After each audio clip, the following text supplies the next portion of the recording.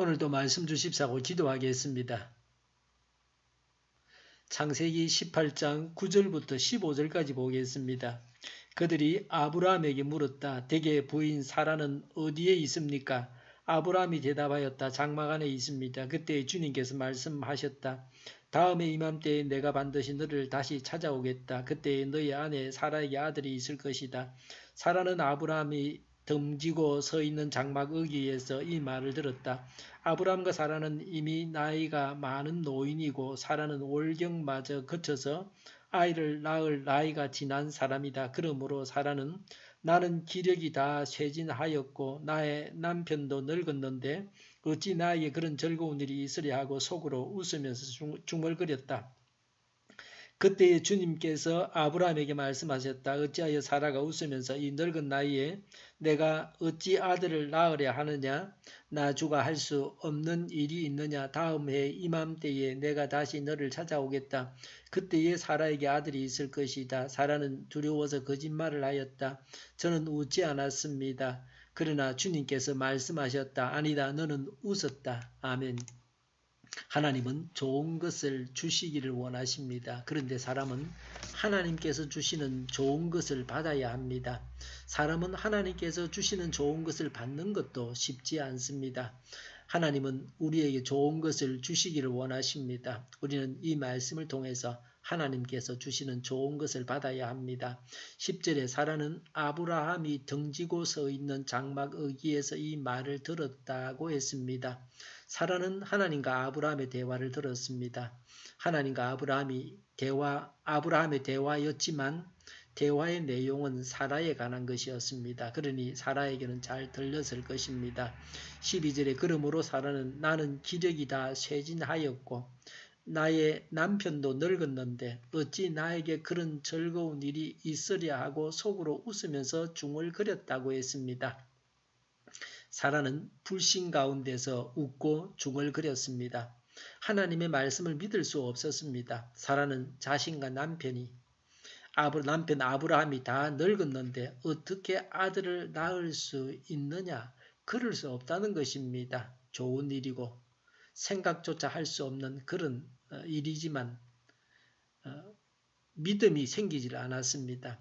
11절에 아브라함과 사라는 이미 나이가 많은 노인들이고 사라는 월경마저 거쳐서 아이를 낳을 나이가 지난 사람이다 라고 했습니다. 창세기 17장 18절에서 아브라함은 이스마엘이나 하나님께서 주시는 복을 받으면서 살기를 바랍니다 라고 했습니다. 아브라함도 이삭이 출생한다는 것을 믿기 어려웠습니다. 하나님의 말씀을 단순하게 받아들이지 아니해서 하나님의 말씀이 단지 우스갯소리로 들릴 것입니다. 불신의 웃음이 죄입니다. 불신은 버려야 할 죄입니다. 사람이 할 수 없는 일을 하나님은 행하십니다. 하나님의 기적은 하나님께서 원하실 때에 일어나는 것입니다. 사람이 구한다고 기적이 항상 일어나는 것은 아닙니다. 사람이 기적을 구해도 하나님께서 허락하시고 기적을 일으켜 주셔야 합니다. 성경에는 수많은 기적들이 기록되어 있습니다. 우리가 기적이라고 생각하지 않지만 사실은 기적인 것이 허다합니다. 하나님의 천지 창조가 그런 것입니다. 13절에 그때에 주님께서 아브라함에게 말씀하셨다. 어찌하여 사라가 웃으면서 이 늙은 나이에 내가 어찌 아들을 낳으랴 하느냐? 하나님은 사라의 웃음에 대해서 책망하십니다. 불신의 웃음을 버려야 됩니다. 불신을 버려야 합니다. 불신이 신앙으로 바뀌어야 합니다. 우리가 하나님 말씀을 단순하게 믿지 못하는 것을 책망하십니다. 14절에 나주가 할 수 없는 일이 있느냐라고 했습니다. 하나님은 믿으라고 권면하십니다. 하나님의 능력을 믿으라고 하십니다. 우리가 하나님의 전능하신 능력을 믿어야 합니다. 하나님을 믿는 믿음도 결국은 하나님께서 주시는 것입니다. 하나님께서 주시는 믿음으로 하나님을 믿고 하나님의 기적을 믿어야 합니다. 15절에 저는 웃지 않았습니다. 그러나 주님께서 말씀하셨다. 아니다 너는 웃었다 라고 했습니다. 사라는 불신 가운데 웃고서도 웃지 않았다고 했습니다. 하나님은 사라가 거짓말을 하고 있다고 하셨습니다. 사라가 거짓말을 한 이유는 두려움 때문이었습니다. 15절에 사라는 두려워서 거짓말을 하였다고 했습니다. 두려워하면서 거짓말을 할 것이 아니라 하나님께 거짓말을 했다고 고백해야 합니다. 죄를 고백하고 용서를 빌어야 합니다. 죄를 고백하고 용서를 비는 용기가 있어야 합니다. 10절에 그때에 주님께서 말씀하셨다. 다음에 이맘때에 내가 반드시 너를 다시 찾아오겠다. 그때 너의 아내 사라에게 아들이 있을 것이다. 14절에 다음에 이맘때에 내가 다시 너를 찾아오겠다. 그때에 사라에게 아들이 있을 것이다 라고 했습니다. 하나님은 이삭이 태어난다고 반복해서 말씀하셨습니다. 분명하고 확고하다는 것입니다. 하나님은 우리에게 하나님의 능력을 나타내셔서 기적을 보여주겠다고 말씀하십니다. 우리 자신과 교회와 나라에 하나님의 기적이 나타나야 합니다. 그리스도인은 세상 여건이 아니라 하나님의 말씀을 볼 수 있어야 합니다. 하나님의 말씀을 보고 믿어야 합니다. 단지 하나님의 말씀만이 중대한 사실이요 실상입니다. 그래서 교회에서 예배를 드릴 때마다 성경을 읽고 설교합니다. 매번 성경을 주목해야 합니다. 하나님은 못하실 일이 없는 분이시고 우리는 그런 하나님을 믿는 자들입니다.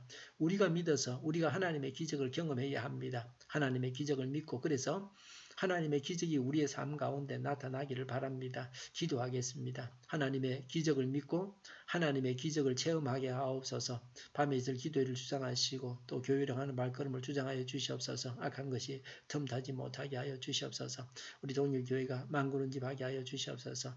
예수 이름으로 병하더니 모든 병만은 물러가고 몸의 모든 부분들은 온전하게 될지어다. 신유의 기적을 베푸셔서 저희의 질병을 고쳐 주시옵소서. 저희와 교회와 이 나라의 민족을 불쌍히 여겨 주시옵소서. 독재 정권이 무너지고 평화 통일을 이루게 하여 주시옵소서. 전쟁 위험이 사라지게 하시며 북한의 핵 문제를 해결해 주시옵소서. 신앙의 자유를 늘 누리며 살게 하여 주시옵소서. 하나님을 대적하는 세력들이 바로 망하게 하여 주시옵소서. 국회가 하나님이 기뻐하시는 법만을 만들게 하여 주시옵소서. 반성경적인 모든 법과 내기들이 즉시 사라지게 하여 주시옵소서. 대통령이 통치를 잘하게 하시며 지진이 일어나지 않게 하시며 출산율이 올라가게 하시며 에너지 정책을 친환경적으로 세워서 집행하게 하여 주시옵소서. 늘 맑은 공기를 마실 수 있게 하여 주시옵소서. 성령님을 따라서 차고 넘치는 삶, 복된 삶을 오늘도 살아가게 하여 주시옵소서. 감사와 찬양을 주님께 돌려드리며 예수님의 이름으로 기도하옵나이다. 아멘.